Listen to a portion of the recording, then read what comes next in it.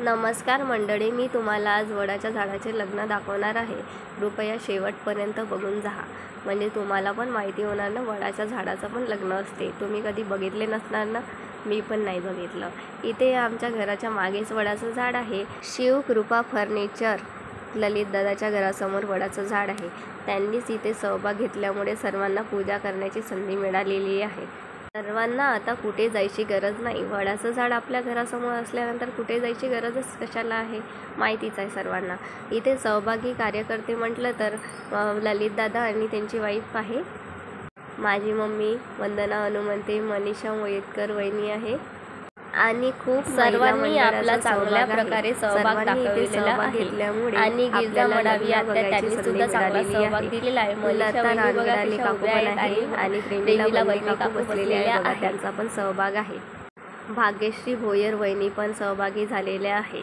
सर्वांनी चांगलाच प्रतिसाद दिलेला आहे इथे लग्न लावण्यासाठी. या खूप हौसी महिला आहे. कुठेही प्रोग्राम करायचा म्हटलं तर सर्वजण सहभागी होतात इथे. आता इथं सर्वांना लग्न बघायला मिळणार आहे की वडाच्या झाडाचं लग्न हे कसं लागते आणि कसं असते हे सर्वांना मी दाखवणार आहे.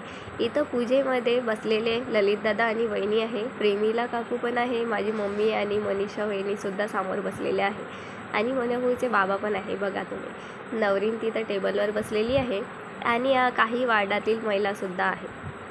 सर्वांना खूप आनंद होत आहे की लग्न आमच्या वार्डातच आहे आणि आमच्या वडाच्या झाडाचेच आहे आणि पंडित काकाजी पूजा करत आहे आणि सर्वजण आम्ही लग्नाला आलेलो आहोत आणि सर्वजण एन्जॉय करत आहे लग्नामध्ये. बघा, सर्वांचा प्रतिसाद खूप छान आहे आणि सर्वांनी प्रतिसाद दिल्यामुळे आमच्या वडाच्या झाडाचे लग्न पण छान सुरळीत चालत आहे. तुम्ही तर सर्व लग्न बघितले असेल, पण वडाच्या झाडाचे लग्न कधीच बघितले नसणार. ते आता इथे बघून घ्या आणि लग्न लागल्यानंतर जेवण पण करून जा, कारण इथे लग्न लागल्यानंतर जेवणाची व्यवस्था केलेली आहे. सर्वांनी जेवण करून जायचं आहे. मसाला भात मेनू आहे, गिरजा मडावी आत्यांनी बनवलेला आहे आणि यामध्ये सहभाग घेणारे आमच्या मनीषा वहिनी आणि माझी मम्मी वंदना हनुमंते आहे. यांचा मसाला भात बनवण्यामध्ये थोडाफार सहभाग आहे. आणि आता बघा, वडाच्या झाडाला हळद लावणं सुरू आहे आणि वडाच्या झाडाला हळद लागल्यानंतर नवरींला सुद्धा हळद लावण्यात येणार आहे. नवरींला हळद लागली की नवरींची तयारी करायची आहे. मग तयारी झाल्यानंतर मग सर्वांना लग्नाला उपस्थित राहायचं आहे. इन्व्हिटेशन सर्वांनाच दिलेलं आहे, पण काही महिला आलेल्या आहेत. काही हळद लागल्यानंतर त्यामध्ये खास करून बावली मामी पण नाही आलेले आहे. सर्वांनाच बोलवलं होतं लग्नाला, पण कोणीच आलेले नाही. पण ज्या मेन महिला आहेत त्या सर्व उपस्थित आहेत आणि सर्वांनी प्रतिसाद दिलेला आहे. आता आमची नवरी तयार झालेली आहे. आता लग्न लवकरच सुरू होणार आहे आणि सर्वजण लग्न बघून जा आणि जेवणसुद्धा करून जा. असंच लग्नाला गेलं तर कसं असंच थोडाफार वेळ तर होतोच, तसंच समजून आता इथे पण लग्नाला वेळ होतच आहे. ते लवकर ठेवलेलं होतं, टायमिंग होता 11-12चा, पण ते लागत आहे 3 वाजता.